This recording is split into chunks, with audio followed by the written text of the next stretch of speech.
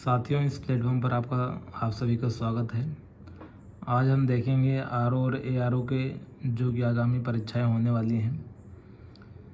RO ARO में जो भी प्रीवियस ईयर्स क्वेश्चंस पूछे गए थे उनको हम इस वीडियो के माध्यम से देखेंगे। सभी क्वेश्चनों का एनालिसिस किया गया है, तो चलिए हम इस वीडियो के माध्यम से देखते हैं। पहला क्वेश्चन है, during his annexation of Afghanistan, who invited Babur to invade India? इसका करेक्ट आंसर है दौलत खान।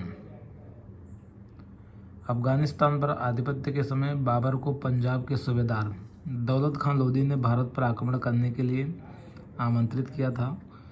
वास्तव में दौलत खान की सोच यह थी कि बाबर भी तैमूर की तरह भारत को लूटकर अपने देश चला जाएगा, जिससे इब्राहिम लोदी की स्थिति कमज़ोर होगी और उसका लाभ उठाकर वह अपनी स्थिति मजबूत कर सकता है। दूसरा क्वेश्चन है, who is the author of the book Death in Banaras? तो इसका सही उत्तर है B, Jonathan Perry. Death in Banaras के लेखक जोनाथन बेरी हैं। इनकी अन्य पुस्तकों के नाम द पॉलिटिक्स ऑफ पैट्रोटिज्म और classes of labour, caste and kinship in Kangra आदि इनकी पुस्तकें हैं। तीसरा क्वेश्चन है, युग्मों को मिलान करना है। ब्लीचिंग पाउडर दिया गया है, प्लास्टर ऑफ पेरिस दिया गया है, वॉशिंग पाउडर दिया गया है, बेकिंग सोडा दिया गया है। तो इनका सही सम्मिलित करना है। तो ब्लीचिंग पाउडर का होगा, इसमें से पूछ रहा है कौन सा सही सुमेलित नहीं है। Which one of the following pairs is not correctly matched? तो इसका सही उत्तर है plaster of Paris. Plaster of Paris दोस्तों होगा कैल्शियम सल्फेट डाइहाइड्रेट, न कि calcium bicarbonate. Calcium bicarbonate baking soda होता है और वॉशिंग पाउडर सोडियम कार्बोनेट होता है। तो इसका सी का सोडियम कार्बोनेट हो जाएगा, डी का सोडियम बाइकार्बोनेट हो जाएगा।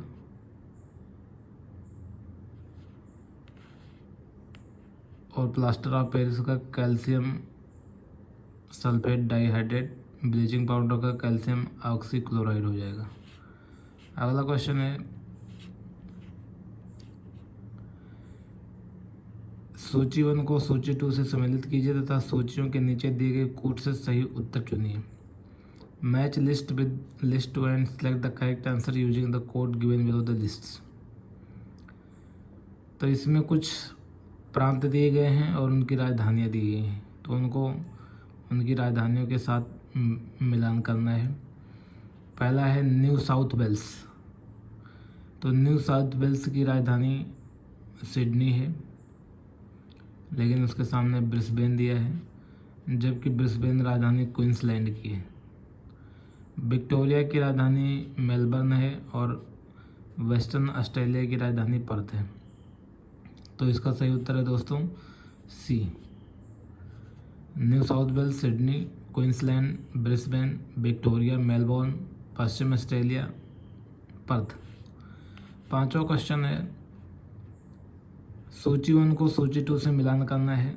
Match list with list 2 and select the correct answer using the code given below the list. इसमें ऑर्गेनाइजेशंस दिए गए हैं और उनकी स्थापना कब हुई थी, उनका करेक्ट मिलान करना है। ललित कला अकेडमी 1954, संगीत नाटक अकेडमी 1952 ये दिया गया है। तो इसका करेक्ट आंसर होगा दोस्तों ए, मतलब सारे के सारे क्वेश्चन सही हैं, सारे के सारे मिलान सही हैं। ललित कला अकेडमी 1954 में स्थापित हुई थी, संगीत नाटक अकेडमी 1953 में हुई थी, राष्ट्रीय नाट्य विद्यालय 1959 में हुआ था, सांस्कृतिक संसाधन एवं प्रशिक्षण केंद्र 1979 में, विकल्प में जो संगीत नाटक अकेडमी का स्थापना वर्ष 1952 दिया गया है वो गलती से हो गया है, छप गया है। तो छठा क्वेश्चन है, which of the following tiger reserve is not situated in Madhya Pradesh. तो इसमें सही उत्तर है अमनगढ़। अमनगढ़ उत्तर प्रदेश का बाघ अभयारण्य है, न कि मध्य प्रदेश का। अमनगढ़ बाघ अभयारण्य उत्तर प्रदेश के बिजनौर जिले में 95 वर्ग किलोमीटर क्षेत्र में स्थित है। इसे कार्बेट बाघ अभयारण्य के बफर क्षेत्र के रूप में घोषित किया जा चुका है। मध्य प्रदेश के टाइगर रिजर्व में बांधवगढ़ है, कान्हा है, संजय दुबरी बाघ अभयारण्य मध्य प्रदेश में स्थित है। सातवां क्वेश्चन है दोस्तों, which of the following coal based power plant is situated in Uttar Pradesh. निम्नलिखित में से कौन सा कोयला आधारित बिजली संयंत्र उत्तर प्रदेश में स्थित है। तो इसका सही उत्तर है बी 2 और 3, दादरी और सिंगरौली। दादरी और सिंगरौली उत्तर प्रदेश में स्थित कोयला आधारित बिजली संयंत्र हैं। डार्लीपाली ओडिशा और विंध्याचल मध्य प्रदेश में स्थित है। उत्तर प्रदेश में एनटीपीसी की कोयला आधारित बिजली संयंत्रों की संख्या 5 है, जो क्रमशः हैं सिंगरौली, दादरी, रिहंद, फिरोज गांधी, ऊंचाहार और एक टांडा में है। कोयला आधारित एक बिजली संयंत्र मेजा में भी है, जो संयुक्त क्षेत्र का संयंत्र है। अगला क्वेश्चन है, which of the following is not correctly matched. निम्नलिखित में से कौन सा सही सुमेलित नहीं है। तो इसमें एनिमल के नाम दिए गए हैं और उनके नस्लों के बारे में दिया गया है। तो इसका सही उत्तर है दोस्तों डी, गाय देवनी के रूप में देवनी नस्ल होती है, बकरी की बरबरी होती है, भैंस की भदावरी होती है और एक गाय की गिर होती है। जो गिर नस्ल गाय की भेड़ है, गाय की है, भेड़ की नहीं। अतः उत्तर विकल्प डी सही है।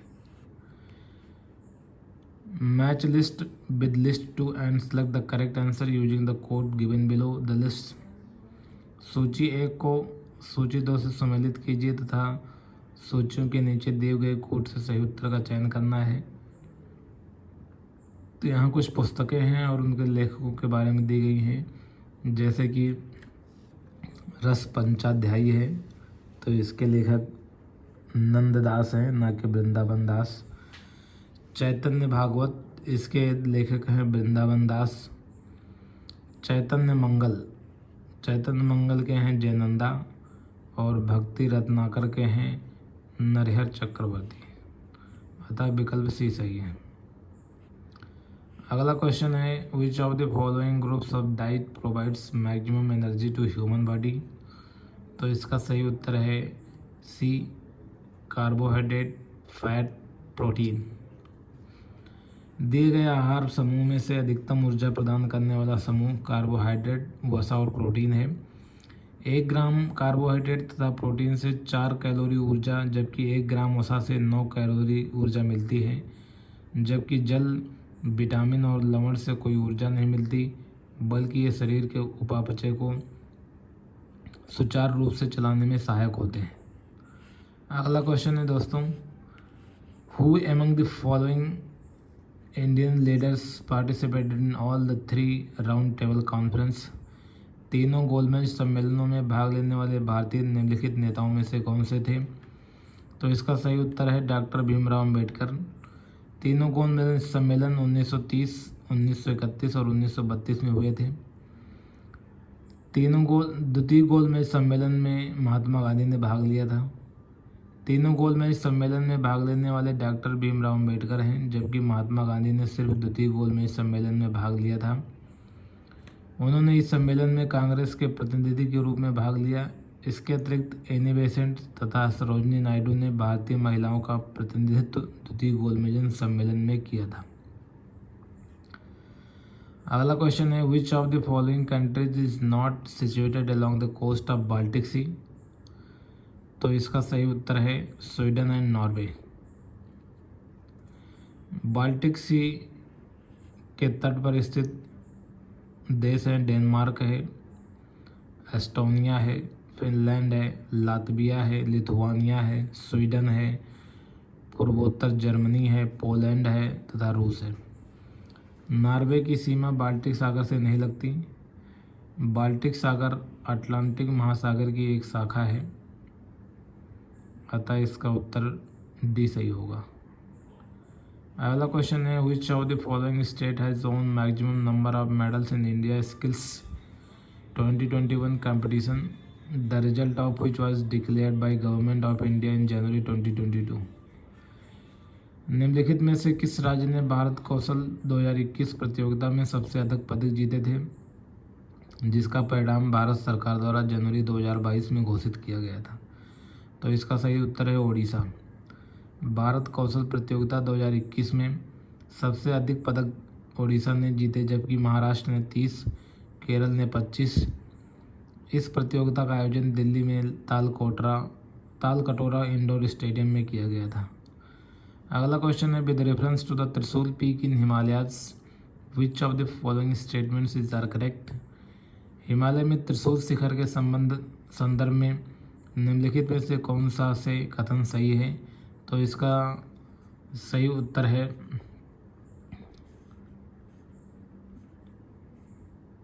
ए, केवल ओनली वन। त्रिशूल पश्चिमी कुमाऊं की 3 हिमालय पर्वत चोटियों का एक समूह है, जिसकी सबसे ऊंची चोटी 7120 मीटर है। 3 चोटियों को त्रिशूल 1, त्रिशूल 2 और त्रिशूल 3 नाम दिया गया है। त्रिशूल समूह नंदा देवी अभ्यारण्य को घेरने वाली चोटियों के वलय के दक्षिण पश्चिम कोने का निर्माण करता है। त्रिशूल शिखर उत्तराखंड के बागेश्वर जिले के समीप स्थित है। अगला क्वेश्चन है which of the following is not a सब कैटेगरी ऑफ टेरेस्ट्रियल इकोसिस्टम। तो इसका सही उत्तर है बी, मरीन इकोसिस्टम। पारिस्थितिकी तंत्र के प्रकार जो मुख्य रूप से भूमि पर पाए जाते हैं स्थलीय पारिस्थितिकी तंत्र कहलाते हैं। ये पृथ्वी के कुल सतह क्षेत्र का लगभग 25 से 30% है। भूमि पर जीवों और पर्यावरण के बीच अंतर संबंध स्थलीय पारिस्थितिकी का निर्माण करते हैं। स्थलीय पारिस्थितिकी तंत्र के सबसे महत्वपूर्ण सीमित कारक आर्द्रता और तापमान होते हैं। स्थलीय पारिस्थितिकी तंत्र में सम्मिलित क्षेत्र, टुंड्रा, वन पारिस्थितिकी तंत्र, घास का मैदान पारिस्थितिकी तंत्र, मरुस्थलीय और निम्न स्थलीय तथा अर्धशुष्क पारिस्थितिकी तंत्र आदि हैं। सागरीय पारिस्थितिकी तंत्र सबसे अस्थायी पारिस्थितिकी तंत्र है, अतः विकल्प भी सही है। अगला क्वेश्चन है with reference to the India's 3rd national water awards declared in January 2022 which of the following statements is are correct. जनवरी 2022 में घोषित भारत के तीसरे राष्ट्रीय जल पुरस्कार के संदर्भ में निम्न में से कौन सा से कथन सही है? तो इसका सही उत्तर है सी, जनवरी 2022 में घोषित तीसरे राष्ट्रीय जल पुरस्कार, जिसमें उत्तर प्रदेश को सर्वश्रेष्ठ राज्य श्रेणी में विजेता घोषित किया गया। उत्तर प्रदेश के मुजफ्फरनगर को उत्तरी जोन श्रेणी में सर्वश्रेष्ठ जिला घोषित किया गया। वही राज्य में दूसरा व तीसरा स्थान राजस्थान और तमिलनाडु का है। पहला राष्ट्रीय जल पुरस्कार 2018 में दिया गया है। अगला क्वेश्चन है part 11 A of the constitution of India gave a constitutional foundation to the local self government units in the following areas. तो इसका सही उत्तर है आंसर बी, वॉली 2। भारतीय संविधान के भाग 11वें में शहरी क्षेत्र के स्थानीय स्वशासन इकाइयों को 1992 के 74वें संविधान संशोधन द्वारा संवैधानिक दर्जा दिया गया। इससे नगर पालिकाएं नाम दिया गया और अनुच्छेद 243 से 243 ZG में सबसे संबंधित उपबंध शामिल किए गए, जबकि भाग 11 में पंचायत शीर्षक से ग्रामीण क्षेत्र के स्थानीय स्वशासन को संवैधानिक अधिकार प्रदान किया गया है। अगला क्वेश्चन है विच one of the following is a biodiesel plant? तो इसका सही उत्तर है जेट्रोफा। जैव डीजल पौधा जेट्रोफा है। इसे कई अन्य नामों से जाना जाता है, जैसे रतनजोत, जैव डीजल, जेट्रोफा, काराकास आदि। बायोडीजल पारंपरिक या जीवाश्म डीजल के एक समान एक वैकल्पिक ईंधन है। बायोडीजल का उत्पादन सीधे वनस्पति तेल, पशु तेल व अपशिष्ट खाना पकाने के तेल से किया जा सकता है। इन तेलों का बायोडीजल में परिवर्तन करने के लिए ट्रांसस्टेरिफिकेशन किया जाता है। दिसंबर 2009 में केंद्र सरकार ने नेशनल बायोडीजल मिशन शुरू किया, जिसमें पारंपरिक डीजल के साथ 20% बायोडीजल मिश्रण का लक्ष्य रखा गया, जिसमें जेट्रोफा की महत्वपूर्ण भूमिका निभाती है।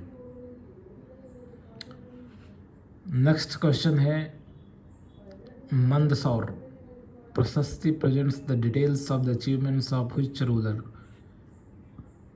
मंदसौर प्रशस्ति किस शासक की उपलब्धियों का विवरण प्रस्तुत करती है? तो इसका सही उत्तर है दोस्तों डी, कुमार गुप्त प्रथम के बारे में। मंदसौर अभिलेख में कुमार गुप्त शासक की उपलब्धियों का विवरण प्रदान किया गया है। मंदसौर प्रशस्ति की रचना कभी बसव ने की थी। मंदसौर अभिलेख में ही सूर्य पूजा का वर्णन है तथा रेशम का काम करने वाले लोगों का भी वर्णन किया गया है। गुप्त काल में कुमार गुप्त प्रथम ने ही सर्वाधिक अभिलेख जारी करवाया था। अगला क्वेश्चन है, with reference to the Parvati Arga Ramsar site which of the following statements is are correct? Parvati Arga Ramsar स्थल के संदर्भ में निम्नलिखित में से कौन सा से कथन सही है? तो इसका सही है आंसर सी। पार्वती अर्गा उत्तर प्रदेश के गोंडा जिले में स्थित एक पक्षी अभ्यारण्य है। यह 722 हेक्टेयर में विस्तृत है। इसे फरवरी 2020 में रामसर साइट घोषित किया गया है। वर्तमान में उत्तर प्रदेश में सर्वाधिक 10 राम साइट हैं। देश में मार्च 2022 तक कुल 49 आर्द्रभूमि रामसर साइट हैं। फरवरी 2022 में देश की 48वीं व 49वीं रामसर साइट बखीरा वन्यजीव अभ्यारण्य व खिजाड़िया पक्षी अभ्यारण्य को शामिल किया गया है। अगला क्वेश्चन है, द फर्स्ट विज्ञान केंद्र was established in 1974 at which of the following places? 1974 में प्रथम कृषि विज्ञान केंद्र की स्थापना निम्नलिखित में से किस स्थान पर हुई थी? तो इसका सही उत्तर है पौंडीचेरी में। भारत में कृषि विज्ञान केंद्र 1974 में पांडिचेरी में स्थापित किया गया था। यह एक स्थानीय कृषि विश्वविद्यालय से जुड़ा हुआ है, जो भारतीय कृषि अनुसंधान परिषद और किसानों के बीच अंतिम कड़ी के रूप में काम करता है। वर्तमान में कुल 725 कृषि विज्ञान केंद्र कार्यरत हैं। Uttar Pradesh has secured which place in Swachh Survekshan 2021? Uttar Pradesh ने कौन सा स्थान प्राप्त किया है? तो इसका सही उत्तर है सी। स्वच्छ सर्वेक्षण 2021 में उत्तर प्रदेश को 6वां स्थान मिला है। वर्ष 2020 में उत्तर प्रदेश 7वें स्थान पर रहा। इंदौर लगातार 5वें वर्ष स्वच्छ सर्वेक्षण के अंतर्गत सबसे स्वच्छ शहर होने के खिताब से सम्मानित किया गया। 1 लाख से ज़्यादा आबादी वाले शहरों में सूरत व विजयवाड़ा को दूसरा व तीसरा स्थान मिला है। वाराणसी सर्वश्रेष्ठ गंगा शहर घोषित किया गया है। अगला क्वेश्चन है, which of the following river basin is the largest in area? तो इसका सही उत्तर है महानदी। महानदी की नदी घाटी बेसिन 1,41,579 वर्ग किलोमीटर के साथ उपरोक्त नदियों में क्षेत्रफल में सबसे बड़ी है। कावेरी का बेसिन क्षेत्रफल 81,155 वर्ग किलोमीटर, नर्मदा का क्षेत्रफल 98,796 वर्ग किलोमीटर तथा ताप्ती का बेसिन क्षेत्रफल 65,145 वर्ग किलोमीटर है। अगला क्वेश्चन है, match list with list 2 and select the correct answer from the code given below the lists. सूची 1 को सूची 2 से सम्मिलित कीजिए तथा सूचियों के नीचे दिए गए कोड से सही उत्तर का चयन करना है। वैज्ञानिकों के नाम दिए गए हैं और उन्होंने कौन सा एरिया ऑफ वर्क किया है, तो बीरबल साहनी। बीरबल साहनी ने पैलियो बॉटनी के कार्य में क्षेत्र किया है। और केसी मेहता ने प्लांट पैथोलॉजी के बारे में काम किया है। और MS स्वामीनाथन ग्रीन रिवॉल्यूशन के बारे में। और P माहेश्वरी एम्ब्रायोलॉजी। मीन्स इसका उत्तर बी उत्तर सही है।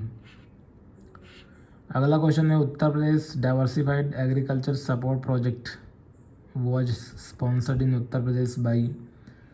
उत्तर प्रदेश कृषि विविधीकरण परियोजना प्रायोजित की गई है, तो किसके द्वारा की गई है, तो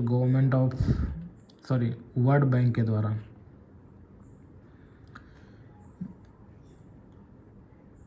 वर्ल्ड बैंक के द्वारा विविध कृषि सहायता परियोजना का प्रथम चरण 22 सितंबर 1998 में विश्व बैंक की सहायता से प्रारंभ किया गया था, जो मार्च 2004 तक चला। इसका उद्देश्य किसानों की भागीदारी के माध्यम से कृषि विविधीकरण की प्रक्रिया को तेज करना था।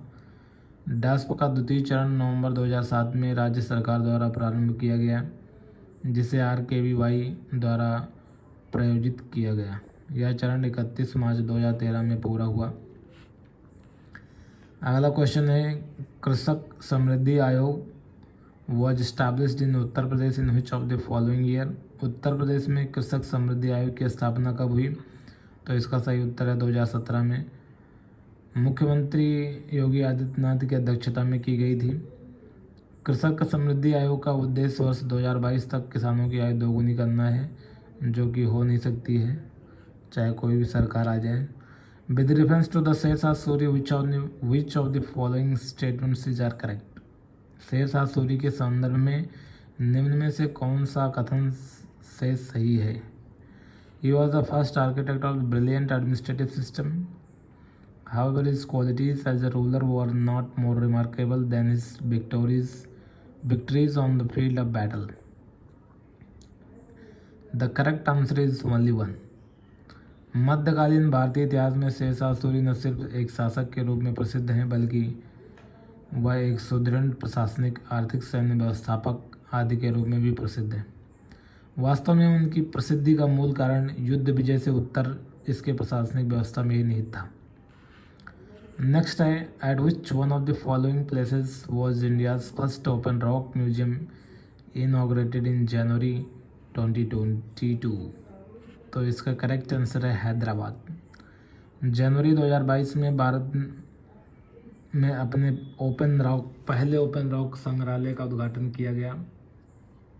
इसे वैज्ञानिक और औद्योगिक अनुसंधान परिषद, राष्ट्रीय भौतिकी अनुसंधान संस्थान के परिसर में स्थापित किया गया। इसमें लगभग 35 विभिन्न प्रकार की चट्टानें, जिनकी आयु 3.3 बिलियन वर्ष से लेकर 55 मिलियन वर्ष तक है। नेक्स्ट क्वेश्चन है, हु बिल्ड द मॉस्क किला ए कूना इनसाइड द पुराना किला ऑफ दिल्ली। तो इसका करेक्ट आंसर है शेरशाह। दिल्ली के पुराने किले के भीतर बनी मस्जिद किला ए कूना का निर्माण शेरशाह ने कराया था। शेरशाह सूरी ने हुमायूं को पराजित करने के बाद अपने निजी इस्तेमाल के लिए मस्जिद को निर्माण करवाया, जो उनका शाही आकांक्षा का प्रतीक बन गया। अगला क्वेश्चन है, as per the Indian state of forest report 2021, how many states union territories have over 33% of their geographical area under forest. India state of forest report 2021 के अनुसार कितने राज्यों, केंद्र शासित प्रदेशों में अनेक भौगोलिक क्षेत्र का 33% से अधिक क्षेत्रफल वनाच्छादित है। तो इसका सही उत्तर है स्टेट ऑफ फॉरेस्ट रिपोर्ट। इसका उत्तर है सी। एक्सप्लेनेशन देखते हैं। India state of forest report 2021 के अनुसार 17 राज्यों, केंद्र शासित प्रदेशों में उनके कुल भौगोलिक क्षेत्र का 33% से अधिक क्षेत्रफल वनाच्छादित है। देश का कुल आवरण वन और वृक्ष आवरण 80.9 मिलियन हेक्टेयर है, जो देश के कुल भौगोलिक क्षेत्र का 24.62% है। राष्ट्रीय वन नीति 1988 के अनुसार देश के 33% भाग को वनाच्छादित करने का लक्ष्य निर्धारित किया गया है। अगला क्वेश्चन है which who among the following athletes was declared athlete of the year 2021 by the time magazine in December 2021? Is the correct answer D, Simon Biles. Athlete of the year 2021 Simon Biles को घोषित किया गया है। महानतम gymnast में Simon Biles ने मानसिक स्वास्थ्य की तरजीह देते हुए टोक्यो ओलंपिक की 4 स्पर्धाओं के फाइनल से नाम वापस ले लिया। कारण इनका क्या था? बाइल्स द ट्विस्टीज नामक बीमारी का शिकार हो गई थी, जिसमें जगा हुआ दिशा का सही से भान नहीं हो पाता था। बाइल्स 4 बार ओलंपिक विजेता रही हैं। अगला क्वेश्चन है consider the following events and arrange them into chronological order. निम्नलिखित घटनाओं पर विचार करना है और उन्हें काल क्रमानुसार व्यवस्थित करना है। नाबार्ड की स्थापना कब हुई? नाबार्ड की स्थापना bank linkage programme of self help group, Kisan credit card योजना, establishment of regional rural bank. तो इसका सही उत्तर है सबसे पहले establishment of regional rural bank की स्थापना हुई थी 1975 में। इसकी 1975 में हुई थी। किसान क्रेडिट कार्ड की 1998 में। स्वयं सेल्फ हेल्प ग्रुप की 1992-93 and NABARD was established in 1982। Next है with reference to the India's national youth festival organisation in January 2022 which of the following statements is are correct. जनवरी 2022 में आयोजित भारत के राष्ट्रीय युवा महोत्सव के संदर्भ में निम्नलिखित में से कौन सा से कथन सही है? तो इसका सही उत्तर है B, it was organised at Pondicherry. प्रधानमंत्री नरेंद्र मोदी द्वारा 12 जनवरी 2022 को वीडियो कॉन्फ्रेंसिंग के माध्यम से 25वें राष्ट्रीय युवा महोत्सव का आयोजन पौंडीचेरी में किया गया। अतः कथन एक गलत है, क्योंकि राष्ट्रीय युवा महोत्सव का यह 20वां संस्करण नहीं बल्कि 25वां संस्करण है और इस साल की इसकी theme it's all in the mind रखी गई है और राष्ट्रीय युवा महोत्सव का प्रारंभ 1995 में हुआ था। अतः विकल्प 2 सही है। अगला क्वेश्चन है the government of India has passed protection of plant varieties and farmers rights act in which of the following years. The correct answer of this question is 2001। Bharat सरकार ने protection of plant varieties and farmers right अधिनियम को वर्ष 2001 में पारित किया। इससे पौधों की किस्म, कृषकों और पौधों के संवर्धकों के अधिकारों के संरक्षण के लिए प्रभावी प्रणाली स्थापित करने तथा पौधों की नई किस्मों के विकास को प्रोत्साहित करने हेतु लाया गया था। अगला क्वेश्चन है which of the following city was not among the top 3 positions in the sustainable development goal urban index and dashboard 21-22 declared by the NITI Aayog in November 2021। The correct answer of this question is C. नवंबर 2021 में नीति आयोग द्वारा घोषित सतत विकास लक्ष्य शहरी सूचकांक और dashboard 21-22 में शीर्ष 3 शहर शिमला, कोयम्बटूर और चंडीगढ़ हैं। इसमें इंदौर शामिल नहीं है और सबसे निचले पायदान पर क्रमशः धनबाद, मेरठ, ईटानगर, गुवाहाटी और पटना है। अगला क्वेश्चन है the national development council was formed in the year. तो इसका सही उत्तर है बी 1952। राष्ट्रीय विकास परिषद का गठन 6 अगस्त 1952 को किया गया था। यह एक संविधानेतर निकाय है जिसका अध्यक्ष प्रधानमंत्री होता है। केंद्रीय मंत्रिपरिषद के सभी सदस्य राज्यों के मुख्यमंत्री, केंद्र शासित प्रदेशों के प्रशासक तथा योजना आयोग के सभी सदस्य इसके पदेन सदस्य होते हैं। अगला क्वेश्चन है the headquarter of small industries development bank of India is located at which of the following places. तो इसका सही उत्तर है दोस्त लखनऊ में स्थित है। भारतीय लघु उद्योग विकास बैंक का मुख्यालय लखनऊ में है। सिडबी 2 अप्रैल 1990 को भारतीय संसद के अधिनियम के तहत स्थापित किया गया था। यह संस्था एमएसएमई क्षेत्र की वित्तीय और विकासात्मक जरूरतों को पूरा करने के लिए एकल खिड़की के रूप में एक प्रतिस्पर्धा ग्राहक अनुकूल संस्थान है। श्री शिव सुब्रमण्यम रमन इसके अध्यक्ष एवं प्रबंधक निदेशक हैं। रिंगलमैन स्केल का प्रयोग निम्नलिखित में के घनत्व मापन में होता है, तो इसका सही उत्तर है स्मोक। स्मोक मापने के लिए रिंगलमैन स्केल का प्रयोग किया जाता है। यह एक धुएं के आभासी घनत्व को मापने का एक पैमाना है। इसका विकास 1888 में कृषि इंजीनियर प्रोफेसर मैक्समिलियन रिंगलमैन ने किया था, जिनके नाम पर ही रिंगलमैन स्केल का नाम रखा गया। इस स्केल में सफ़ेद स्तर पर काली रेखाओं के अनुमानित घनत्व के 5 स्तर होते हैं जो कि धुआं को मापते हैं। अगला क्वेश्चन है, with reference to a book of the following information are given. एक किताब के संदर्भ में निम्नलिखित सूचनाएं दी गई हैं, तो इसमें दिए गए कूट से सही तार्किक व्यवस्था का चयन करना है। तो इसका सही उत्तर है सी। पहले आएगा शीर्षक रहेगा, उसके बाद फिर कंटेंट्स रहेंगे, फिर इंट्रोडक्शन रहेगा, फिर चैप्टर्स रहेंगे। किताब के संदर्भ में तार्किक व्यवस्था इस प्रकार संदर्भित है: शीर्षक, विषय सूची, प्रस्तावना, अध्याय एवं अनुक्रमणिका। अगला क्वेश्चन है, which of the following scheduled tribes is not found in Varanasi district of Uttar प्रदेश।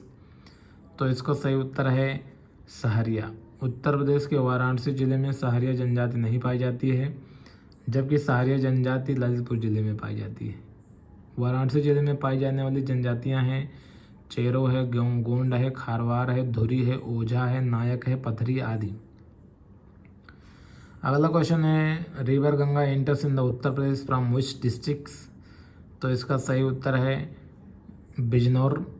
गंगा नदी उत्तर प्रदेश में बिजनौर जनपद से प्रवेश करती है और उत्तर प्रदेश के 27 जिलों से होकर बहती है। गंगा नदी के किनारे स्थित प्रमुख शहर हैं प्रयागराज है, वाराणसी है, कानपुर है, कन्नौज है, मिर्ज़ापुर है, गाजीपुर है, बलिया है। भारत सरकार द्वारा 2008 में गंगा नदी को भारत की राष्ट्रीय नदी घोषित किया गया था। अगला क्वेश्चन है, the provision of joint sitting of both the houses of parliament in mentioned in the constitution under the following article. तो the correct answer of this question is B, article 108। भारतीय संविधान के अनुच्छेद 108 के अधीन किसी विधेयक पर दोनों सदनों के बीच गतिरोध की अवस्था में संयुक्त अधिवेशन का उपबंध किया गया है। संयुक्त अधिवेशन की अध्यक्षता लोकसभा अध्यक्ष द्वारा अनुच्छेद 118 के अधीन की जाती है। Who among the following was not a great entity in the field of Hindustani music.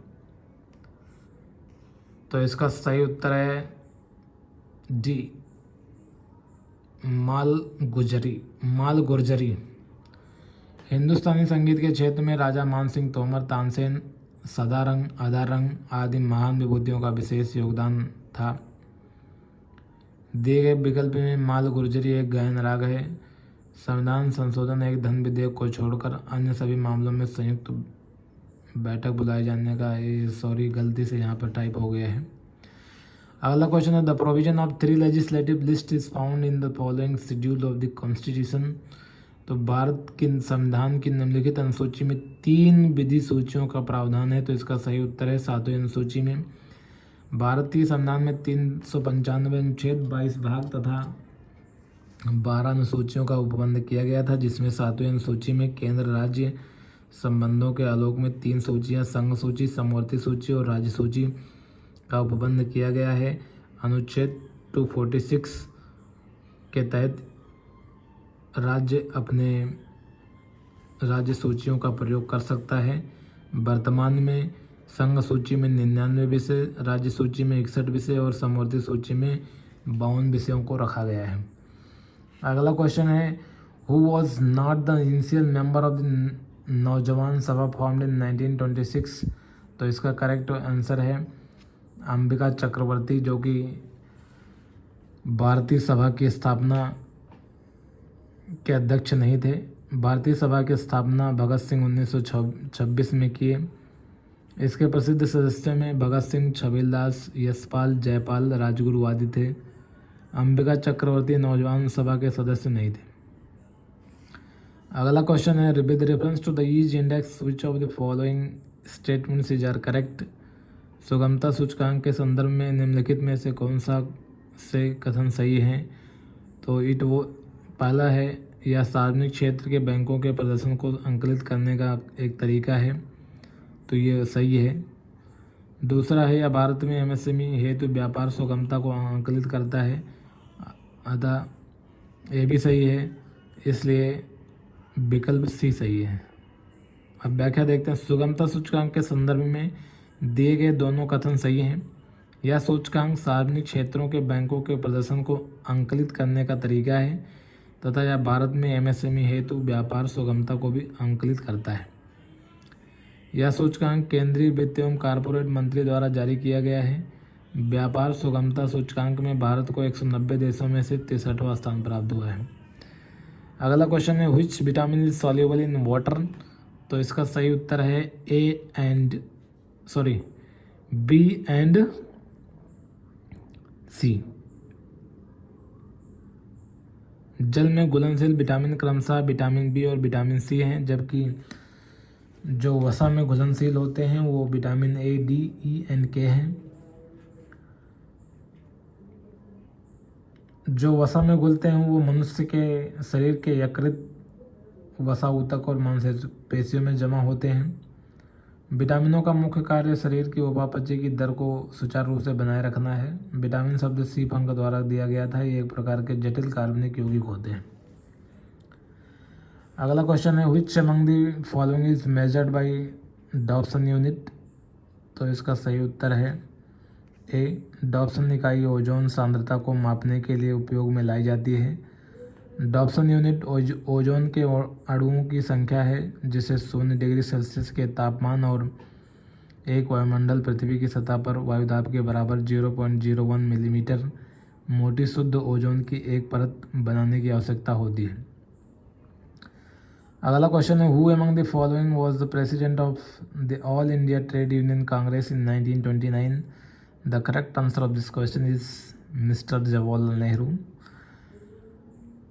All India trade union Congress की स्थापना 1920 में मुंबई में हुआ था, जिसके प्रथम अध्यक्ष लाला लाजपत राय थे। इसी क्रम में भारत के तत्कालीन कई राष्ट्रीय नेताओं ने इस संस्था की अध्यक्षता की, जिसमें 1929 ईस्वी में जवाहरलाल नेहरू ने इसकी अध्यक्षता की थी। लेक बालकस की स्थापना Lake Balkans is situated in which of the following countries? The correct answer of this question is Kazakhstan. Balkhash झील कजाकिस्तान में स्थित मध्य एशिया की सबसे बड़ी झील है, जो 17,000 वर्ग किलोमीटर में फैली है तथा इसके उत्तर में कारागांडा कोचला के बेसिन क्षेत्र स्थित है। इस झील का बेसिन दो देशों कजाकिस्तान और चीन के बीच साझा करता है तथा यह झील एक एंडोरिक बेसिन है। यह एशिया की तीसरी और विश्व की 15वीं सबसे बड़ी झील है। आज के लिए दोस्तों बस इतना ही। दोस्तों, इस वीडियो को अपने रिश्तेदारों और दोस्तों को भी शेयर करिए, जिससे अधिक से अधिक लोग को फ़ायदा हो सके। यह मुहिम हमारे द्वारा चालू की गई और इसके द्वारा सभी को फ्री में हर चीज़ प्रोवाइड किया जाएगा। धन्यवाद।